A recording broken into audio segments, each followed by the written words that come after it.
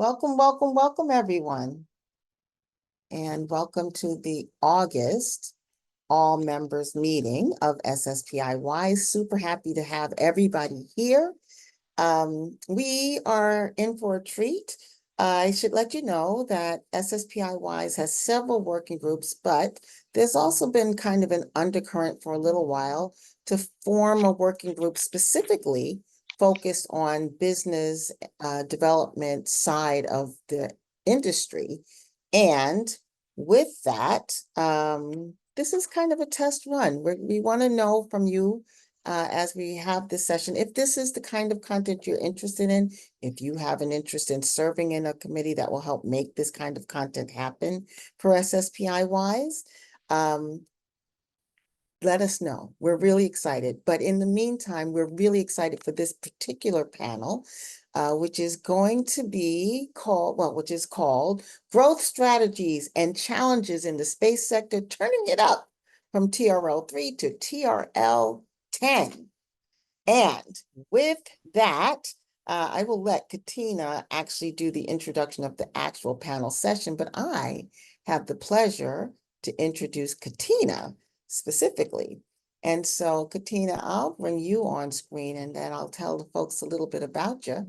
So, Katina Mruk, am I saying your last name correctly, Katina? Is it Mruk? Mruk. Mruk. Okay, thank you. I'm glad I asked the question. She is the Associate Director of Strategy and Transactions at RKF Engineering Solutions, where she leads the transaction practice, enables critical investment decisions, provides due diligence and spectrum valuation and other advisory services to clients across the globe. She is an MBA from Northeastern and she has a Chicago Booth Certificate in M&A Management. She is also, we are very grateful to have her serving as one of the leads for the Sustainment and Infrastructure Working Group. She's been a champion of our working group since before she was actually elected, and we are so happy that she was finally elected to formally take that role. Katina, welcome, and thank you for pulling this panel together. Tamara, yeah, thank you for having us and for the awesome introduction. So today's panel was really a group effort in coming together, and we are going to be focusing, I think, like we said, on strategy in the space sector, specifically how do we kind of harness innovation and weave that into the strategy while navigating the pitfalls. So I think the SIA just recently released their most current industry report, where it's showing that the space industry had a little over 400 billion in revenue, with the satellite part of the sector hitting revenues of $285 billion. So that's a lot. There's a lot happening in our industry. There's double-digit growth in quite a few of the market segments. And today I have the pleasure of bringing together a group of women who work both in their own countries and internationally with both private and public sector perspectives kind of coming into this conversation. So with that, I would love to kick off the introductions and introduce Aziza. So Aziza is the founder and CEO of CELSTRAT, where she helps companies overcome the challenges that you might find in business development, sales, and marketing.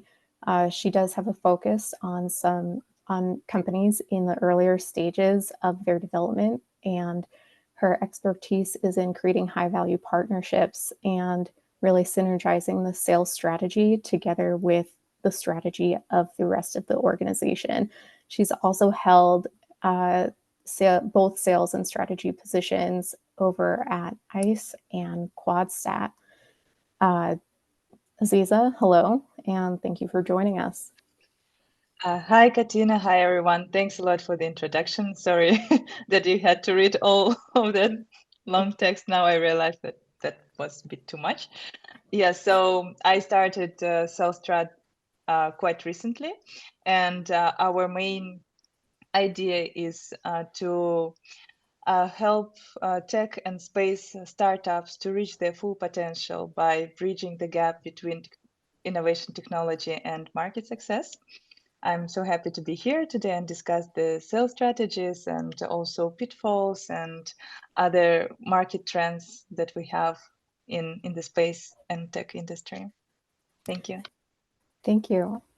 Our next panelist is Ana-Paula. Ana-Paula comes to us as the Vice President of Latin America over at ICE. She has over 15 years of experience within the industry, both with private companies and in interfacing with defense agencies. Her background is quite extensive, so I'm going to turn it over to her to say hello to the rest of the group. Oh, hello. Thank you for the introduction, Katina, and thank you very much for the opportunity just really to be part of this panel. I think I have a very varied background, but in summary, I am a business developer and customer acquisition specialist, and I've done just work internationally for space, aerospace, and defense industry. So I am very glad here really to be talking about such a very important topic about growth and innovation in a sector that is so hot. But there are so many opinions. I'm really keen to have a very good exchange today. Thank you very much. You're welcome. Next up is Dasha. She is the founder and chief strategy officer of StratCraft Partners.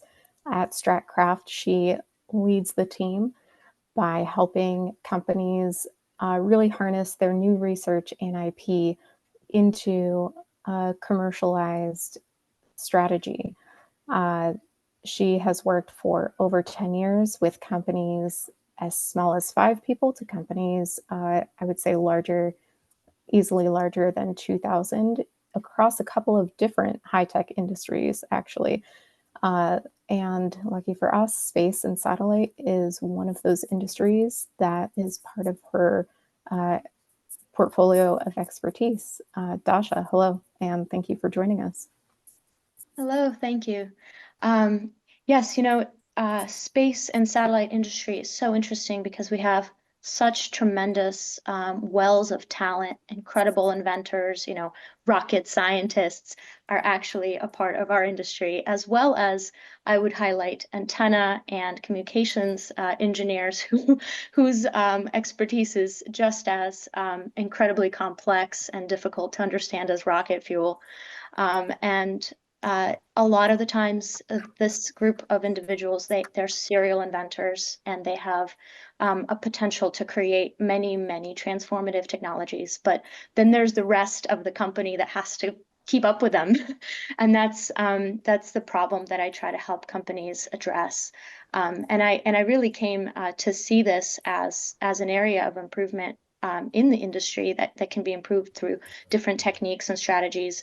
During my time at Micrant, which is a known antenna company, and also while I was working as with the Satcoms Innovation Group in a director role. So saw this potential in the industry to really accelerate our innovation by aligning companies behind their engineering teams' capacity to innovate as a real area of growth for us.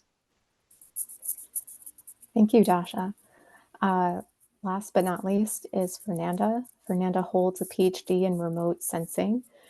She has been a part of the industry since 2001 and has supported and really led some really interesting governmental space programs throughout her career.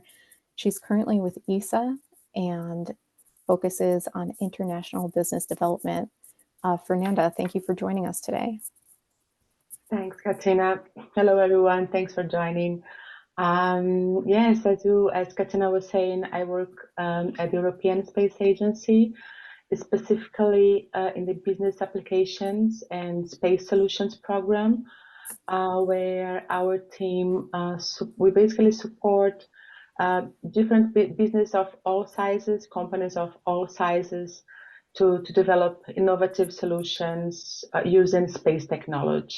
like space, communications, navigation, and Earth observation. So very happy to be part of this conversation today. Thank you. All right, thank you to each of the panelists for joining us today. I'm excited to get the conversation started here. So there have been a lot of developments in the market, different partnerships or mergers kind of announced. And we were just trying to see, I think, how are you feeling about the market in its current state, and where do you kind of see it going, just from each of your own individual perspectives, being kind of based globally, positioned in some different areas. What are the kind of trends that you are seeing prevail in your specific areas?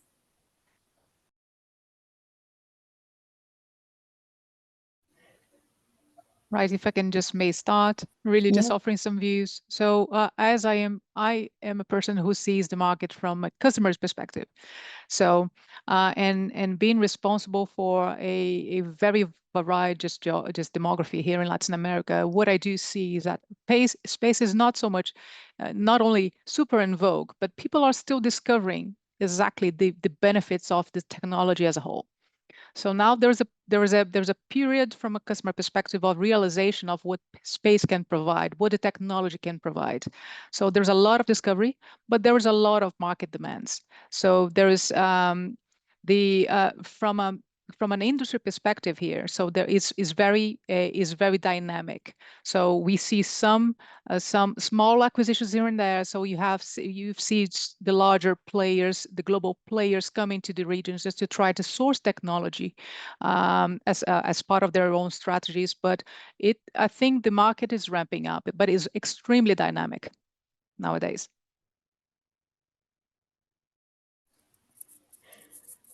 Thank you. Yeah, there are a lot of different demands coming from industry, and also a lot of different customer needs to kind of meet as well. And I think that's kind of where different ways to kind of innovate come into play as well. I think Aziza, Dasha, you guys have experience more on a little focused on the kind of earlier side of that innovative process. How are some of the people in your kind of areas, I guess, reacting to these different demands in the market?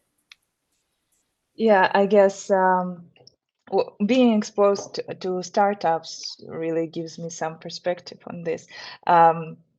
I think in Earth, because I work both with Earth observation startups and with SATCOM, so I'll start with Earth observations. I noticed that nowadays there are more and more companies that realize that there is a gap between those who acquire those images, like company ICEYE or similar companies to those that do all the Earth observations data. And then there are companies who would be the end users of those data. And there is the gap because those users, as Ana-Paula just mentioned, they just started to really understand that how they can use data from satellites, right? And they often oil companies or maybe companies that manage gas pipelines, right? So they don't necessarily have all the necessary tools or maybe personnel to do all the processing and analytics and everything. So then there is a gap, and new startups, they're filling up this gap by gathering all the data and processing it and deriving the valuable information out of that, providing to the end users, in a more accessible way that they used to have. So, for example, CVS files, Excel files, or maybe nice dashboards that is really easily can be consumed, and they don't have to hire additional personnel just to process or understand this data. So this is one side. The other side is SATCOM, that as I see, there are more more innovative companies that are trying to rethink the old ways and are trying to endorse new, completely innovative solutions, cutting edge solutions, like new ways of calibration of antennas.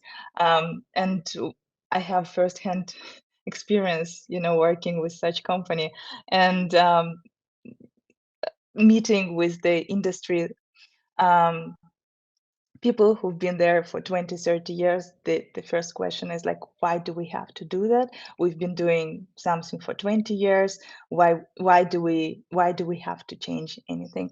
But in the end, if you really look at that, this is the future, and we will end up there using new technologies, more efficient way, in more sustainable way, doing the same things, reaching the same goals that we wanted, that we used to be, by the completely new ways. And I think both, SATCOM and Earth observations trends are really interesting and exciting. And yeah, as Ana-Paula said, very dynamic. One thing I will expand on as well is I think maybe small business owners and new entrepreneurs, startups, they kind of want to know when a lot of merger and acquisition is happening in an industry and a lot of consolidation, what is the opportunity there for them, but also what are some things that they might expect to be shifting dynamics or challenges that they might encounter. And so this is a general observation. I think it holds true across many industries, but I've also personally observed this dynamic in the consolidation of several SATCOM operators, as well as kind of providers and systems integrators. The things that are really positive that happen for the industry during a merger acquisition is that there is typically an impact on cost overall. And a lot of the times we're seeing these merger and acquisitions include a vertical integration component to them.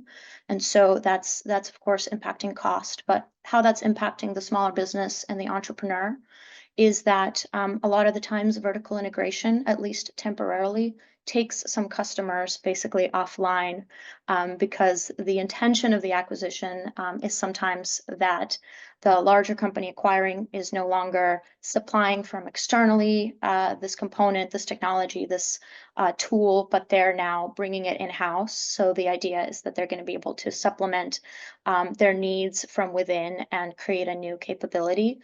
This, over the long term, isn't always how it turns out, though. So there are many examples of companies that consolidate and integrate for a time being. They supply themselves through this new company, then they find out there's gaps, there's things that don't actually fit their needs, or that maybe inadvertently, when bringing in this innovative company into their large organization, they've stifled the innovation that was happening, and so they've stagnated. And so you also sometimes see those teams leave and start a new company because they can't innovate in the larger company as quickly and as well. So I think that's one dynamic that we can, there's a positive there. The cost pressures and better ubiquity of tools, standardization of things is a positive thing for everybody, including for the startups, because it creates more clarity around requirements, how to build things that integrate into multiple companies, processes or systems. But it can take customers offline for a little bit, make it a little bit harder to access some of the business opportunities you thought that might be available. So that would be my comment for things to look for in these dynamics. Yeah, I can add like maybe a final comment on this topic.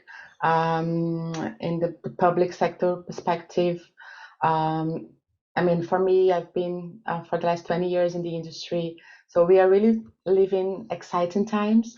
We know that in Europe, we had in the last 2 years, 22 and 23, the 2 years where Europe has had its best investment cycle since 2014. So I think the public sector plays a key role in supporting and stimulating innovation in the industry, which is very important. And it comes like directly and indirectly. The creation of, for example, of policies and regulations is an important support for the innovation environment. So I think it's our job, I mean, the public sector's job to set up the rules and the frameworks that will shape the opportunities for innovation in the industry, right?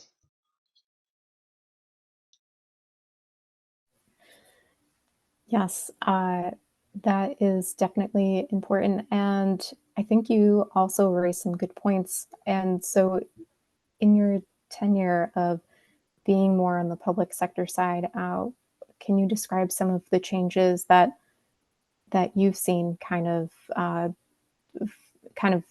from the market and that are impacting the type of work that you're doing, or the type of regulatory frameworks and policy frameworks that you see being developed now?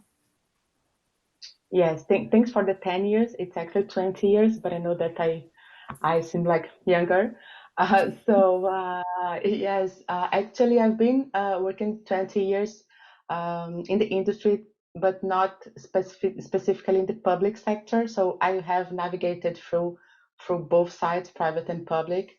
But I think that thinking about the public side, traditionally, the main drive for the public sector has been always the investment in research and development and the facilitation of the knowledge transfer, which is very important. And we keep funding and conducting public R&D. For example, at ICEYE, we do have funding for R&D, but we also support private R&D through grants, from loans, through procurement.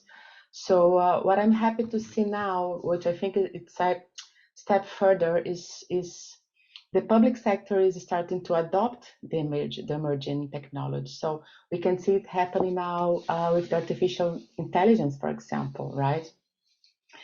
And what I think is also a new trend that we are also discussing a lot internally in the agency is, I mean, in the case of the European Space Agency, we do have our funding programs are always trying to encourage the collaboration and the co-creation among public and private actors across different regions in Europe, but also outside Europe. But of course, I mean, the main challenge, and I feel it's not only in Europe, is to have a clear and coherent vision and strategy for innovation. I feel, and it's interesting because I had a different view when I was in the private industry, but now on the other side of the table, I still think that we have a very fragmented environment in terms of policy and programs. So there is a need of integrating and improving the vision and the strategy to help the market across different regions. And that it sounds like there is a kind of different strategies are maybe more effective in some regions than others, kind of right, responding almost to those individual market situations. So with that, Ana-Paula, are there ways that you and your team, is there a kind of approach that you take when you're doing business, both domestically and internationally? And do you kind of see some commonalities or a lot of differences when you're coming up with that strategy and implementing it? Yeah, that's a really good question. So, and since I just look from TRL 9 onwards, it's market entry of the technology that has been just beautifully developed first, just prior to throughout many years, grants and just lots of just blood, sweat, and tears. It depends a lot on the market, just context. So every market, so just and my apologies to my fellow Latin Americans in the room. So, but maybe I'll just make one or two very generic comments. But I usually say that we here in the region, because it's a developing market in a way, very broadly sense. You have pockets of very good knowledge, lots of good just technology here and there, but there is a lack of vision and the regulatory framework to make the ecosystem just work beautifully. So we look up to Europe and North America, really trying to understand and mimic what happened, the good stuff that happens there. So every market will have its individualities. So whenever a customer is asking for a complex just solution, space solution, they have their own understanding, perhaps due to limited understanding or not. Some will, so it varies of what the technology can do. That's why I keep on saying this is a constant discovery that happens, at least in my neck of the woods. But but if just looking into Europe, so the amount of innovation, technology development, and everything that we see in the Asia Pacific and North America, it's absolutely amazing. But I think the fundamental thing that we need to understand is whenever we are I think companies are scaling up, is have to understand sensitivities of the market. So have to understand how to deliver those complex projects that sometimes the customers do not fully understand, get the grasp of how this is going to work. So that's why you do need a very careful, just as a stakeholder management, just understand your customer, and calibrate the expectations ahead of getting into contract. I think that's my biggest takeaway from working in different markets. Thank you. And I think for the rest of the panel, how do the companies that you regularly interact with, how do you help them kind of plan for that, to plan to partner with people like Ana-Paula who are looking for those TRL 9 and 10 kind of opportunities? How do you start to help these companies set themselves up for success early and get them kind of in the habit of incorporating that market feedback to stay aligned? Yeah, if I can jump in, one, I want to just add something to the geographic or the different markets thought. One thing that's also, it's not so much geographic, but it's the impact is that of as if you're going to a different country in a different geography, is the difference between commercial and government or defense markets. And space and satellite industry, most technologies will have a commercial side and a government defense side. And those are two very, very different markets, and uniquely so, I think, in our industry. Those things are sort of intertwined and intermixed, but you will find a huge difference when you're trying to develop a technology that will, let's say, operate on a commercial network versus one that's specific to a particular government. And you will find huge differences in sales cycles, the language you have to use to talk to the customer, the kinds of objections or challenges you'll have, the budgets for the project, and many other things. And so it's another area I would say you have to really study. The regulations are different, and if you are a relatively new company, this is something that you'll have to be kind of understanding more and more of, and it's going to be helpful even down to the technology team to see some of the differences and learn what to expect in terms of how working with the customer is going to be different in these two markets. So on to the second question and sort of preparation, I think one thing I would say is it really does, it helps to be innovative, but also to speak to people in the industry and in the market that you're working with as much as possible. Because in addition to things that you can find online or interpret from articles or best practices or guides, there is nothing like speaking with somebody who's had to navigate something similar with a particular regulatory agency, with a particular satellite operator, or another stakeholder or partner. And so I think our industry, we see that, and there's a lot of people who want to be mentors, but this is a particular value of groups that do mentorship, is that connections are built in order to help pass down those things that are sort of intangible, but so important. And I always encourage especially technologist-led startups and early companies to kind of, even if they don't have many industry experts on their team, and there might be reasons you would have a team that has more incumbents in an industry versus maybe some people who are more new, and there's pros and cons, but to really seek out that mentorship and talk to stakeholders as much as possible to navigate the different relationships between companies, private, public sector, et cetera, better.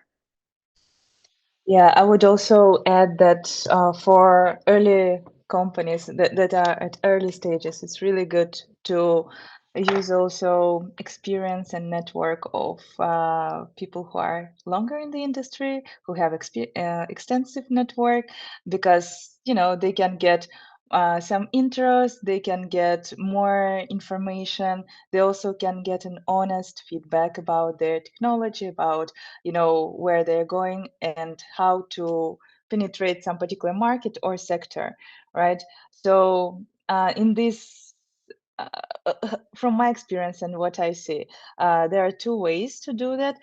And yes, a few ways to do that. As Dasha mentioned, like using mentorships. The other way is hiring a very seasoned specialist whose network will be at your fingerprints and that's fingertips. And then it will be very easy sale, especially in the beginning, because your product will be sold based on reputation of that person and network. So it will be just easier to build credibility after that, because you have already experience working with with such companies and etc. The other way is to use fractional sales management, where you can also tap into their network, and then you can choose the right person helping you with scaling up at the right stage, and then you just have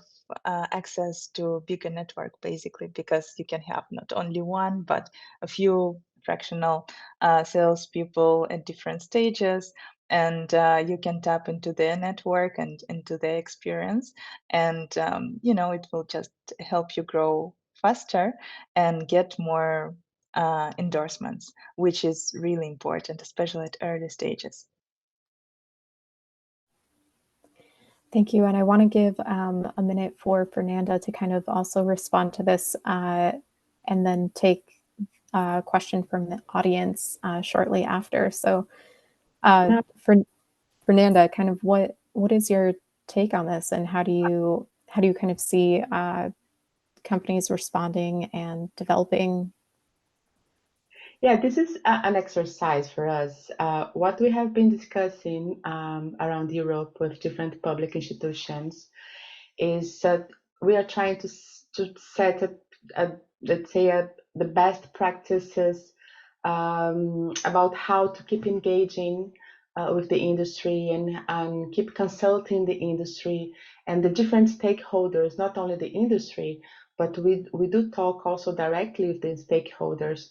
So we can help to create this link and also to promote the technology and to improve also the level of trust for the cooperation between them. So this is what we have been very interested, and we are trying to exercise. And in our group, which is the business applications, we look forward to commercialization. So this is, I mean, for me, this is the way to go. If we think the public sector role is vital for our industry, has been supporting and fostering our industry since the beginning. And in my opinion, what we really need to focus right now is the early stage investment support, like seed investment, for example. So sorry, I have kids around here. Okay. So I mean, in the other hand, we are trying to create the demand. So the public sector is also trying to create a demand for the market, So the startups and can scale up and grow on a European level, but also on a global market level.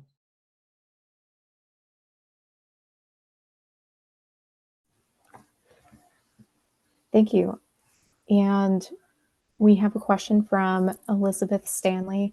She kind of jumping back to when we were talking about government regulations and how that's something that companies, whether they're up and coming or well-established companies, need to kind of respond and take regulatory rules into consideration. There have been some new kind of new IIA pre-cybersecurity audit regulations. I think, Elizabeth, could you provide a little bit more on that? I guess have your So oh, thank you. thanks, Katina. So the U.S. Space Force's Cisco office released in May of 22 an announcement that it would begin a combined procurement and cybersecurity assurance audit. It's a 2-for-1, whereby any operator, whether they're a startup with 2 people or a multi-billion-dollar company with 2,000 employees, has to go through this audit in order to provide assurance to the Department of Defense that certain safeguards are in place. Also impacts sales and strategy for sales for operators wherever they are, because you have to go through this approval process and be ranked on a scale, and that will determine the procurement standing as to whether or not the operator will be doing business. So as you are talking about go-to-market strategies, listening to clients' needs, I'm wondering who's talking about, or are they talking about, this very critical new piece of cybersecurity? Yeah, if I may just provide my view on that. So yes, there is a concern just across the markets where I operate.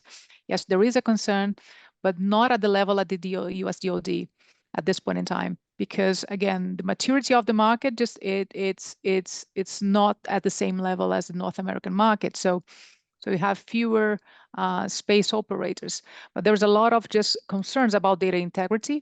There's a lot of concerns about, and also as part of the manufacturing process, how do you protect the data or any customer data that goes as part of any project that flows in a project. There is a concern, but nothing that I've seen that is so well just documented that flowed down to supplier level. Do you think that in the market that you're speaking about, do you think that the operators are aware of the new audit? Not, I don't, well, in markets where perhaps I think the US has a stronger diplomatic presence. Yes, I think I think I can surely guess that those talks are being held, because this is a genuine just topic to be addressed by operators, manufacturers, and users of that technology. So. But from a customer perspective, it's just whenever this customer is buying just Earth observation data or complex just satellite systems, I think they're bottom up type of just requests in that regard are not that elevated. I would also comment, I'm not sure this specific cybersecurity requirement is the one that I've encountered, but it sounds like it might be, or it might be related. There's a DoD cybersecurity requirement in the US that came down right around that time frame, and it was proliferated through, from prime and tier 1 contractors down to tier 2 and 3 manufacturers.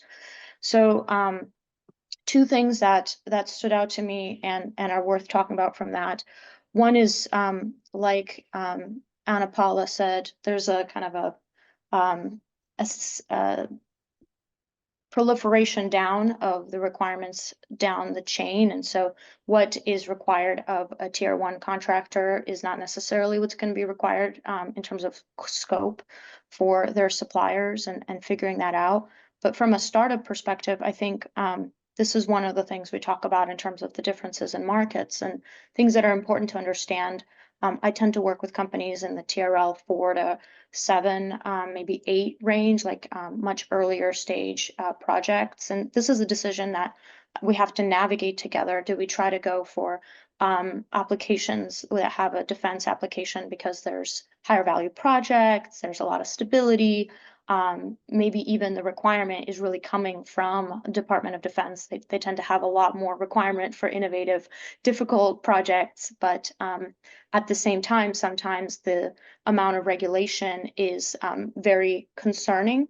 And one of the ways to overcome that is to partner with a company who is going to help you navigate those regulations and put them in the company. The other one is to go through the commercial prioritize the commercial route first, because it can be very it can require a lot of effort and experience to comply with a new or complex regulation. And so sometimes going after a more simple use case or a commercial only use case can help you gain some traction and stability before you tackle some of the Department of Defense types of regulations and requirements that you have to meet there. And I would say that that is true not only of cybersecurity requirements, but of many requirements from the DoD. There tends to be a risk when working with a DoD customer for there to be a little bit more of a moving target in terms of what you have to meet as you get closer and closer to actually providing the product or solution. There tends to be a lot of things that start coming out of the woodwork about it has to also do this and it can't be this and it has to be safe in these other ways and it has to work in Alaska and so and at the early stages, oftentimes, like for companies that have grant funding, for example, SBIRs, the people who are providing the grant funding are actually not always, sometimes, but not always, deeply linked with the people who are then in the field doing the purchasing and the using of the equipment or the services. And so the requirements translation at that TRL 3 to 4 level is it's like looking at it through a foggy glass. You really don't see all of the requirements you're going to have to meet. And then you find out as you get further and further along, there's actually a lot more and the burden on your company is greater. And in that case, it's important to evaluate whether there might be a commercial use case that's worth kind of stabilizing a little bit of sales through before really further engaging on the DoD side.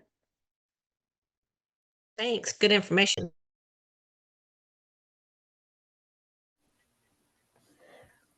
All right, I'm going to open it up to a couple of the other questions that I saw come through the chat here for the panel.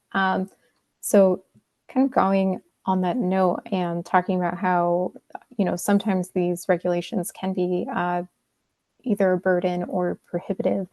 Another common challenge that makes space and satellite so difficult, not just the science or understanding the different regulatory frameworks that you have to operate within, but also the fact that it can be quite capital intensive. So because these technologies do cost a lot and development time can be quite long compared to, say, another industry, say consumer packaged goods or SaaS, I guess what kind of satellite applications and services or other space technologies are you seeing that are kind of gaining a lot of traction either in your region or globally, and how do you see them kind of overcoming capex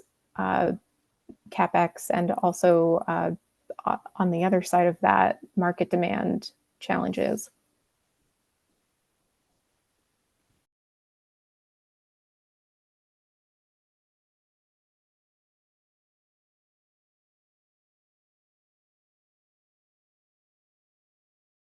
I'm so sorry, Katina. Could you please repeat the question? Yes. So space technology and satellite technology is pretty capital intensive.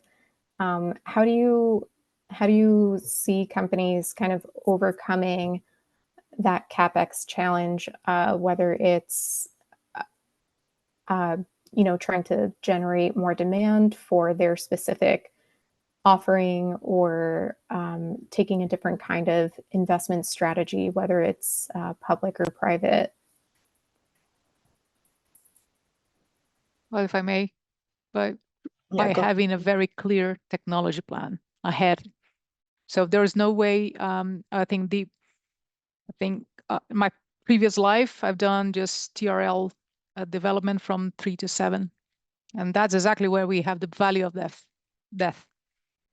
And the major challenge for startups and companies really with very good ideas to get through that very critical stage was to have a very clear plan that was not technologically relevant for potential customers, but a plan that made sense to VC investors, that helped getting the oxygen to go through the optimization and the market entry point.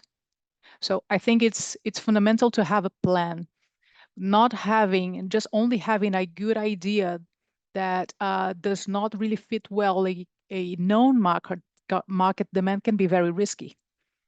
That's for few people, few players. So I think that for me, my from observation from the other side is having a clear technological roadmap is the single most important just mission for any just company just trying to develop new technology. Yeah, By the I way, we want all want to profit, right? Yeah, I want to build on the roadmap concept as well. That's exactly what I see in this industry, and there's also other regulated, expensive industries that have very high, like medical industry, right, to get through similar kinds of challenges, very expensive clinical trials. Those things really add up. But one other thing that I would say is market validation is so important, and you have to be really realistic, particularly as if you're a technologist, founder, technologist, leader. You have to be really cognizant that even if you have a really amazing technology, the timing could be like, it could just be the wrong timing for this market. Like it could be an idea that's ahead of its time, and you have to go validate that before you go start building a lot. And it's a very painful thing to maybe have to go through, but in such expensive, when it's so expensive to build these technologies and get them out into the market, the sales cycle in our industry is extremely long, and so it's going to take a long time to really get speed enough in revenue, et cetera. You have to be willing and open to the idea that the technology concept and the technology could be really interesting, incredibly innovative, and have potential value. But if you can't engage people on that value early on and have some proof that you're going to have some signed contracts, some partnerships and endorsements early on from your potential customer, like that you have to be really okay with taking that hit and moving on to maybe a less innovative technology, but one that addresses a more painful problem that needs help right now, and then put that on the roadmap for the future. So that's something that actually there's a book called Crossing the Chasm, and it mostly talks about internet age technologies, but the idea in it of a valley of death in adoption, or a chasm, also present. And that's something you can plot out and learn. Like you can do a lot of interviews with potential customers and kind of get a sense of really, okay, they're enthusiastic, but who here would actually be a client who could put a name on a check?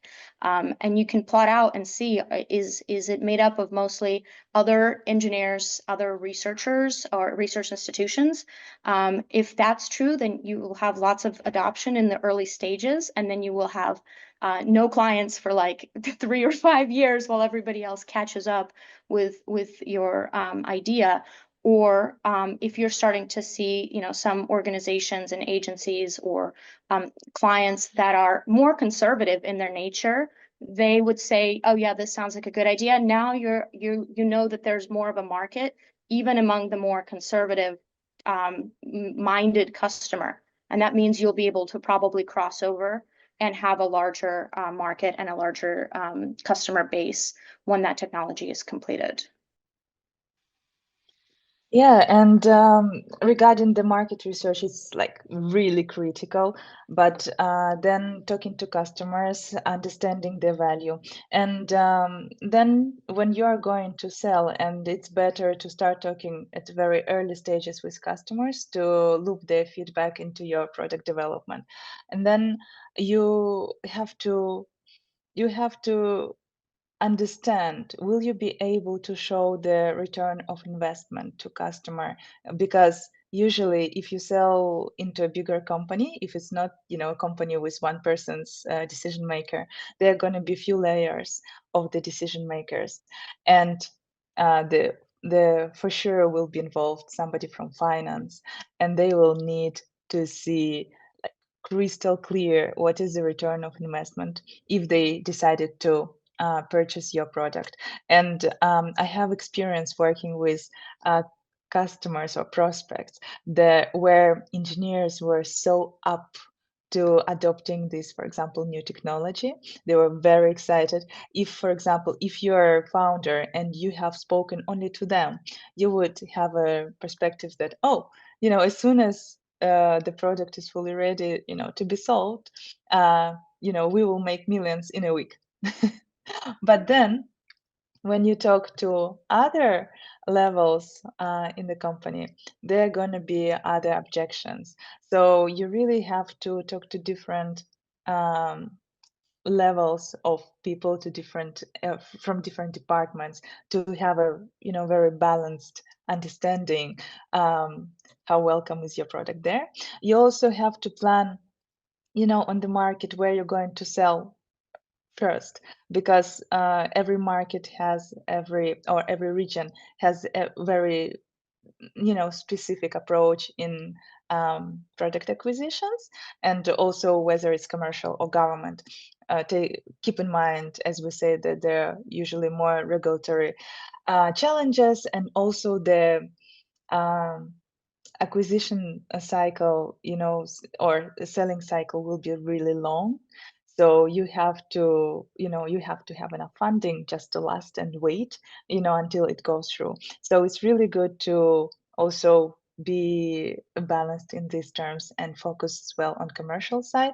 And if you focus also on commercial side, then which markets, because depending on the market, there will be different challenges.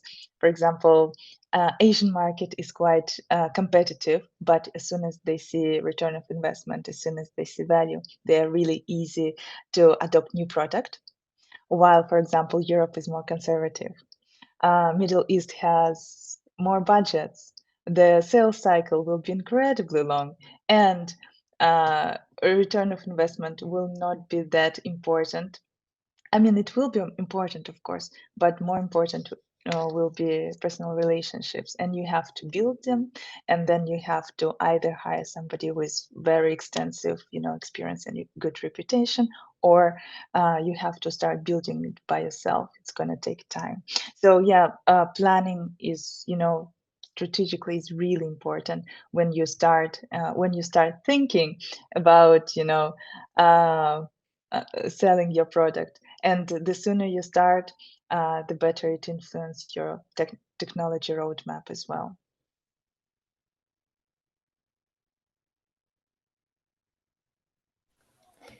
Thank you. And Fernanda, I think you mentioned earlier in the conversation that the public sector does a great job of offering grants and a few other programs to support companies throughout their development life cycle.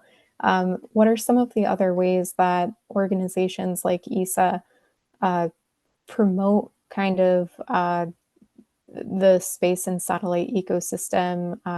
What are some of the ways that they support that, and those kind of in creating those kind of informal networks that allow startups to kind of meet these larger incumbent satellite operators or defense primes. Yeah, just a quick comment about the topic that Aziza was commenting. I think planning is very important, and this is something that is for sure included in the pitches that we receive and evaluate from the companies. But in the commercialization program, for example, we basically fund feasibility studies and demonstration projects. And for us, the user engagement is key. So we basically ask for the companies to give evidence about this engagement.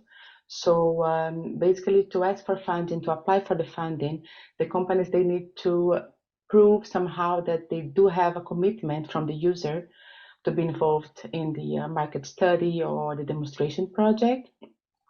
So I am saying this because sometimes we see like companies with a beautiful roadmap and an amazing plan, but they have no engagement with any user.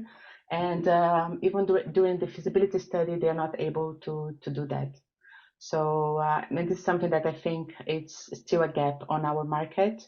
We are still really focused on the technology, and there is still a lack of understanding of the user requirements and the applications that we can offer.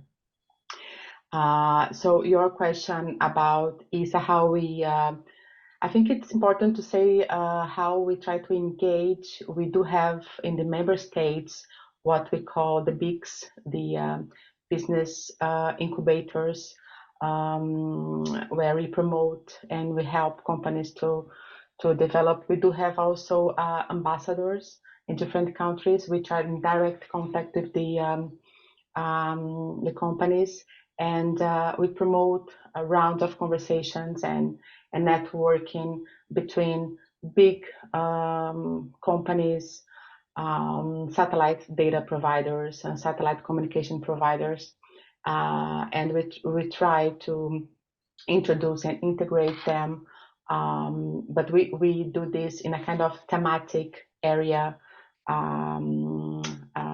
scenario or basis. So we do have specific calls. For example, we have if we are promoting a call for the automotive sector, so we try to speak directly with the user. So we go to the automotive companies, we explain the role of the space technology, and then we put them in contact with the startups. So we kind of intermediate, you know, the startups and the small companies, even the big companies who applies for the program, with the stakeholders and the users. So we are doing this kind of bridge, which is not easy because we have like lots of different applications. It's a very fragmented environment, but we have been succeeding. I mean, our programs, they have like more than 10 years.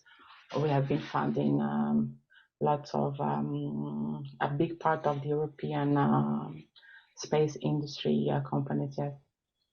I think there is another question related to this, Katina. I don't know. No, sorry. All good. Actually, we have 2 minutes left, so I did just want to wrap up. Ladies, if you have any final comments to add, and feel free to add them now. All right.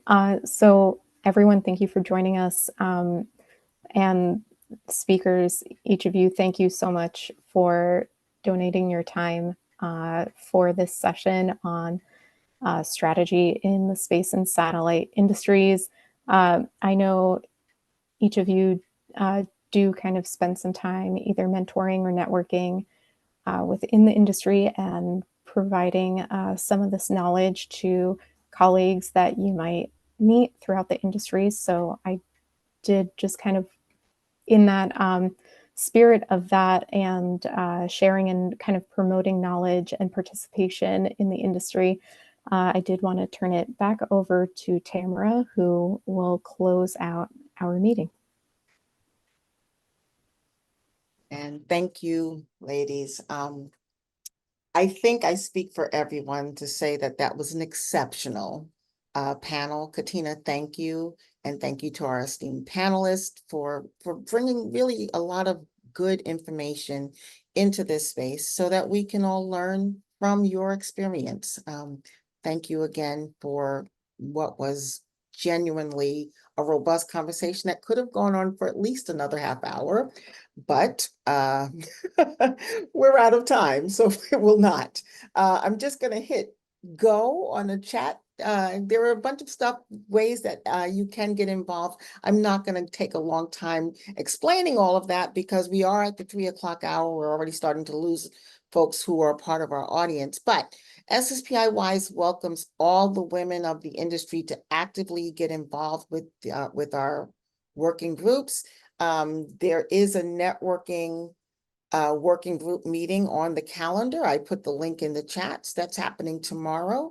I've also just generally put our website, our homepage in the chats because this exact session will be rebroadcast there. And last but not least, if you're going to World Satellite Business Week, you should know that SSPI-WISE typically has a breakfast at that event, and you are welcome to join us. It is by registration. You do have to tell us that you're planning to go. The space is very limited, but it's a really wonderful event that we have done every year since our inception.